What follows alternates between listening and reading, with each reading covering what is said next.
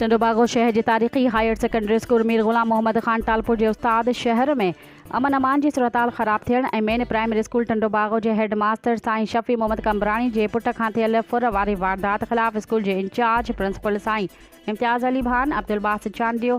साईं रिंद कुमार लोहाणा, साईं अशरफ मेमण ऐं साईं सनाउल्ला रुस्तमाणी की अगवाणी में स्कूल के अॻियां एहतजाज जी मुज़ाहिरो कंदे घुर कई त शहर जो अमन अमान बहाल करायो वञे ऐं साईं शफ़ी मोहम्मद कमरानी के पुट खां ॾींहं ॾिठे थियल फुर वापस कराई वञे। टंडोबागो शहर के तारीख़ी हायर सेकेंडरी स्कूल मीर ग़ुलाम मोहम्मद ख़ान टालपुर के उस्ताद शहर में अमन अमान की सूरत ख़राब थियण ऐं मेन प्राइमरी स्कूल टंडोबागो के हेड मास्टर साईं शफ़ी मोहम्मद कमरानी के पुट खां थियल फुर वारी वारदात ख़िलाफ़ स्कूल के इंचार्ज प्रिंसिपल साईं इम्तियाज़ अली भान, अब्दुल बासित चांडियो,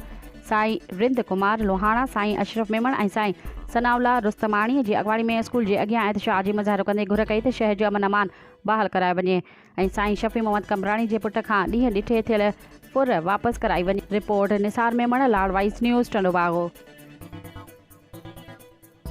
साम्या या गुर्ता कयूं तो जेके शहर जे बदमनी जेका फैलिजी चुकी है हर आए ॾींहुं पंहिंजी मोटरसाइकिल ते थो थिए, पंहिंजे मोबाइल ते थो थिए। हाणे असां हिन प्लेटफॉर्म ते पैगाम ॾियण था चाहियूं त इहो जेको अमन अमान बहाल कयो वञे।